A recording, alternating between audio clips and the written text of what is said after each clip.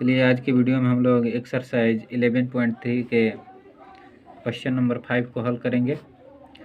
निम्न समतलों का सदिश एवं कार्तीय समीकरण ज्ञात करें। यानी जो क्वेश्चन कह रहा है इसमें समतल का सदिश और कार्तीय दोनों समीकरण ज्ञात करना है।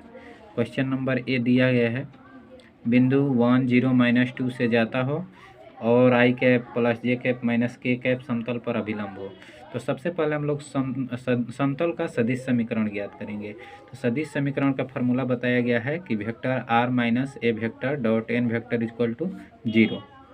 तो सबसे पहले हम लोग यहाँ पर ए वेक्टर और एन वेक्टर को ज्ञात करेंगे। तो ए वेक्टर जो गुजरता है वो ए वेक्टर कहलाता है। यानी कितना बिंदु दे रखा है, ए वेक्टर 1 0 -2 से जाता है। तो ए वेक्टर इक्वल टू 1 0 -2। इसको वेक्टर के रूप में सदिश के रूप में बनाएंगे। तो आई कैप 0 है तो इसको जे वाला टर्म खत्म हो गया, यहाँ पर -2 के कैप हो गया।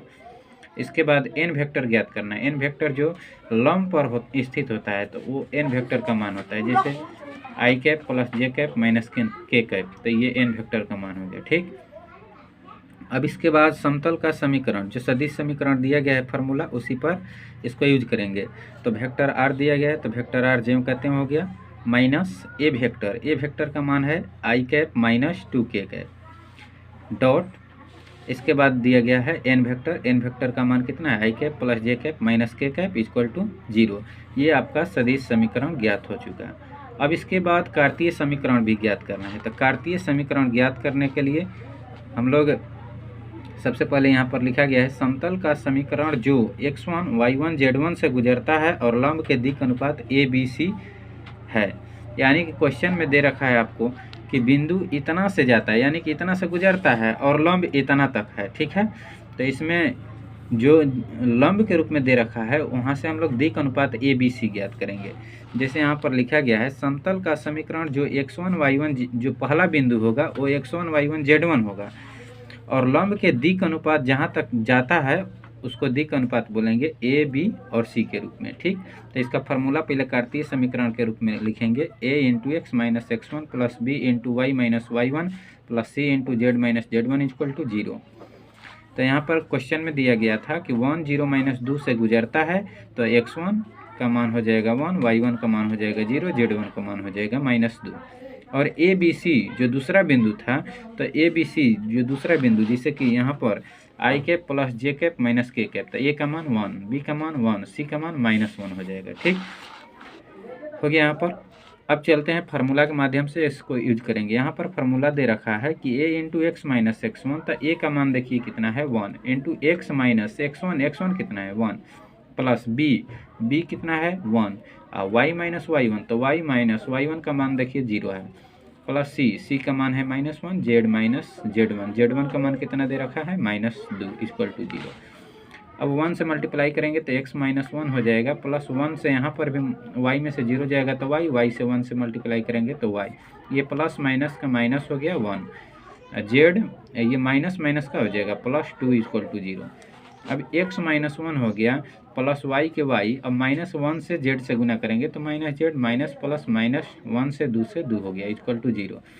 अब इसको x plus y minus z है, इधर देखिए दोनों माइनस में है -2 और -1, तो -3, इसको बराबर को उधर भेजेंगे तो ये हो जाएगा +3। ये आपका हो गया कार्तीय समीकरण। क्वेश्चन नंबर 5 का एक क्वेश्चन कंप्लीट हुआ और बी जो है इसी प्रकार से आप लोग बनाइएगा। अब चलते हैं क्वेश्चन नंबर 6 के ऊपर बात करते हैं। 6 नंबर क्वेश्चन दे रखा है कि उन समतलों का समीकरण ज्ञात करें जो निम्न 3 बिंदुओं से गुजरता है। इसमें 3 बिंदु दिया गया है और समतल का समीकरण ज्ञात करना है। क्वेश्चन नंबर ए दे रखा है 1 1 -1 6 4 -5 -4 -2 3। इसको हल करेंगे। अब यहाँ पर बिंदु दिया है 1 1 -1, जो भी बिंदु 3 वो बिंदु दिया गया है उसको लिख लेंगे। यहाँ पर लिखेंगे दिया है, ये दिया है।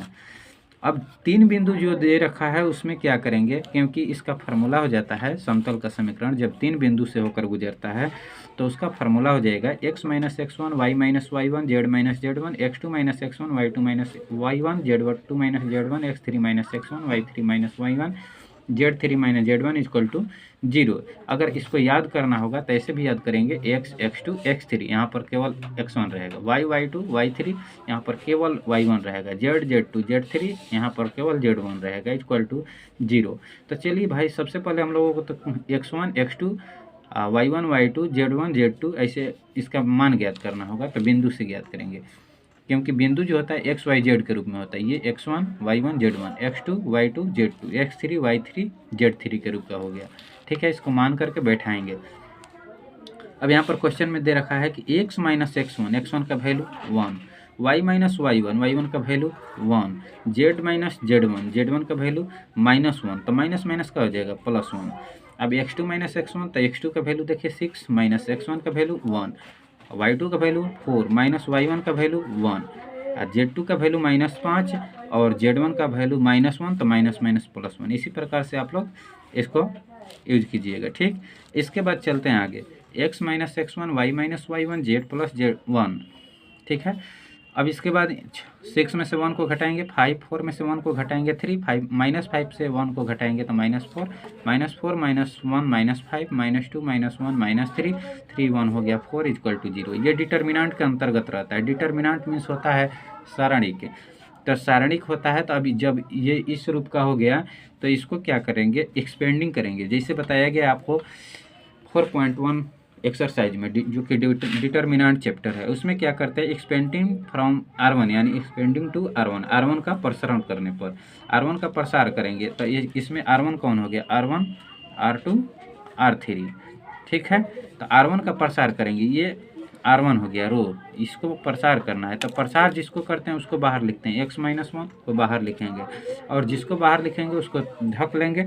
और यहाँ पर देखिए क्या बच गया, 3 -4 -3 4, जो बच गया उसको लिखेंगे। फिर इसके बाद चिन्ह आता है, साइन जो होता है माइनस का। अब इसके बाद y माइनस 1 है, इसको बाहर करेंगे तो पंक्ति और स्तंभ को ढक लेंगे, जो बचेगा उसको 5 -4 -5 4 लिख लिए। फिर इसके बाद प्लस का साइन आता है। अब इसके बाद z प्लस 1 को ढक लेंगे, ढकने के बाद जो बचा 5 3 -5 -3, इसको लिख लेंगे इक्वल टू 0। अब इसको सॉल्व करेंगे, x माइनस 1। अब क्या होता है कि पहले इस वाला टर्म को मल्टीप्लाई करते हैं, 4 3 12, 12 के बाद साइन आता है माइनस का। ये -3 से -4 से गुना करेंगे तो ये +12 हो जाएगा, लेकिन 12 माइनस का हो जाएगा, plus minus 12, minus y minus 1 हो गया। फिर यहाँ पर मल्टीप्लाई करेंगे, 5 चौका 20, माइनस का साइन, ये माइनस माइनस प्लस, इसको इससे मल्टीप्लाई, 5 चौका 20, प्लस z प्लस 1 हो गया। यहाँ पर भी उसी प्रकार से -15 हो जाएगा। फिर माइनस का चिन्ह आता है, ये -15 होगा तो minus minus plus 15 equal to 0।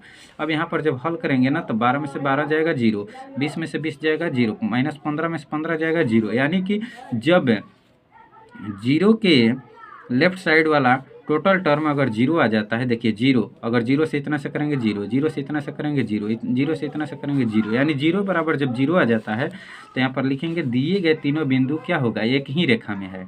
जब 0 बराबर 0 लीनियर इक्वेशन हो जाएगा, यानी कि कोलिनियर के रूप में हो जाएगा। तो यहाँ पर तीनों बिंदु एक ही रेखा में है, तो यहाँ पर क्या हो जाएगा, दिए गए बिंदु से अनंत समतल बनेंगे। कोई लिमिटेशन नहीं है, अनलिमिटेड हो जाएगा, इन्फिनाइट हो जाएगा। कि यहाँ इससे जो 0 जब इसका मान 0 आ जाता है तो हम लिखेंगे कि दिए गए बिंदु से अनंत समतल बनेंगे। इस प्रकार से क्वेश्चन नंबर 6 का A क्वेश्चन कंप्लीट हुआ, और B क्वेश्चन जो है आप लोग बनाएंगे, नहीं तो अगले वीडियो में। Thank you.